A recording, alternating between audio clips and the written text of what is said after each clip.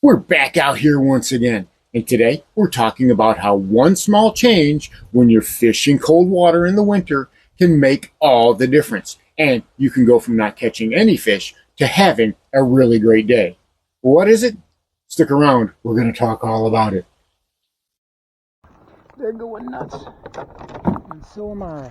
Let me see if I can get some ready.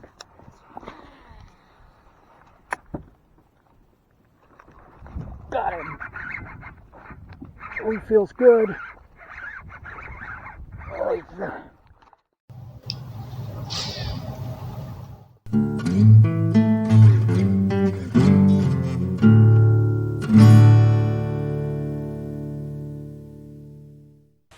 And here is this video's featured comment.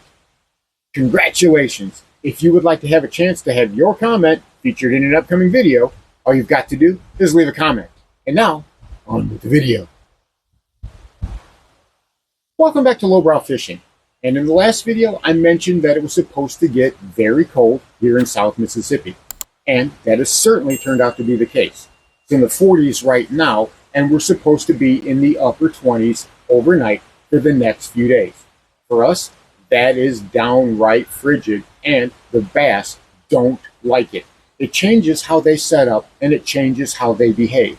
But that doesn't mean that we still can't catch some really nice fish and get some really great bites. I've been able to do that whenever I've headed out to the water. That's because I've been keeping one thing in the forefront of my mind. And when I remember to do this, it makes all the difference. But before we get started, I want to thank everyone who stopped by my online store over at diamondbackbaits.myshopify.com. It's where I sell my handmade jigs made by me personally. You can find football jigs, casting jigs, flipping jigs in a variety of colors. Some choices I'm sure you're going to love, especially now that we've officially reached the holiday season. These jigs make great gifts for any angler or just for yourself. Make sure you check out the link in the description and the link I leave in the pinned comment. Again, thank you to everyone who has supported the channel that way. So, what's this thing that I'm talking about? Well, it's actually really stupidly simple. And that is, you have to adjust the strike zone. What does that mean? Well, as that water gets colder, those bass are going to have less energy. We've talked about that. Those bass are cold-blooded. They derive their energy, a lot of it anyway, from their surrounding environment, in this case, the water. The colder that water is, the less energy those bass have. So what that does is that shrinks down the area in which they're willing to pursue bait. That doesn't mean they won't chase bait, but it does mean that the area that they're willing to strike at something does get much smaller. But you have to remember, those bass have schooled up right now. They're in a lot bigger groups. So finding those bass and remembering they have that smaller strike zone, that's the keys to success. And once you find those bass, they don't really tend to roam around as much in the wintertime as they do during the summer because, like we said, they just don't have the energy. They find someplace that they like, someplace they can get plenty of sunshine during the day, which allows them to absorb some of that heat, especially on hard structure, rock, concrete, riprap banks, and if there is some dark timber, because darker timber absorbs more heat and it radiates heat during the day. Those are going to be a lot of the places you're going to find bass really schooled up. And if your area is windy, like this place has been, it really adjusts the baits and the presentations you want to use. It doesn't mean you have to go slow. That's a misnomer. While wacky rigs, Waco rigs, and subtle finesse presentations are definitely great during the wintertime, you always hear the term, right, pause. Long pauses, especially with something like a jerkbait. Now, why is that? Well, that's because bass are not willing to chase the bait as much. And a lot of times, if you're throwing baits that are a good ways away from those bass, well, you got to give them a chance to catch up to it.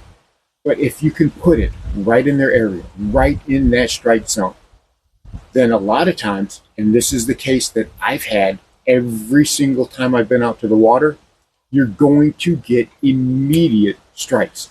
It's crazy. It almost seems like those bass are really hyperactive. But once you identify where those bass are at, and it doesn't matter how you do that. They're going nuts. And so am I. All right, let me see if I can't get somebody to...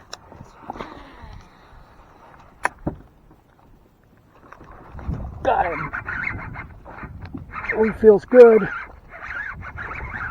Oh, he's, get my camera down just a little bit. Golly.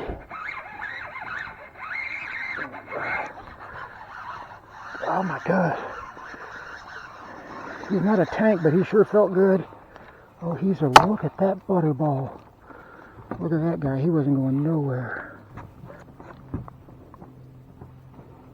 Another gorgeous 2-pound bass. We've been catching these all day, and I will take these all day. Okay, so what's the secret sauce? What's the secret juice? Well, you can start out with something like a jerkbait, and a jerkbait is a great wintertime presentation. But be careful because, as we've talked about before, it can be overused. Something like a wacky rig would be great because you're not trying to work long stretches of water like you would when the weather is warmer, like you're working it in the spring or in the summer whenever you're trying to cover water. Sure, you're trying to cover water, but you're doing it in spots, in targeted spots. So if those bass are there, they will let you know very quickly they are there. As soon as my lures hit the water, there's a fish on it. That tells me that's an area those bass are grouped up on. Or if I'm reeling it in, and not really getting anything, that tells me that I'm just too far outside their comfort zone. I'm too far outside of the range that they want to hit. And you guys have seen in the videos that I've shot and a lot of the fish catches that I've had for the past few weeks. It's not long after my bait hits the water that I've got a fish on it. It doesn't matter if it's a spinnerbait. It doesn't matter if it's a worm. It doesn't matter if it's a spy bait or a jig or whatever I have to be fishing at that time. It just always seems to be whenever that bait hits the water, almost instantly there's a fish on it. And the best part about it is I can work that same water with that bait or a couple backup baits and catch several nice fish out of that same area.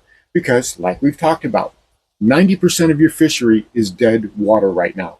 That's because those bass have grouped up. Now, I've heard every excuse in the books about why you're not catching fish. Trust me. I hear, lowbrow, you've got that little boat so you can get out to the water. But, there's the old adage. The difference between a boat angler and a bank angler is a boat angler spends his day beating the bank, and a bank angler spends his day making bomb casts out in the deep water. So, take that how you will.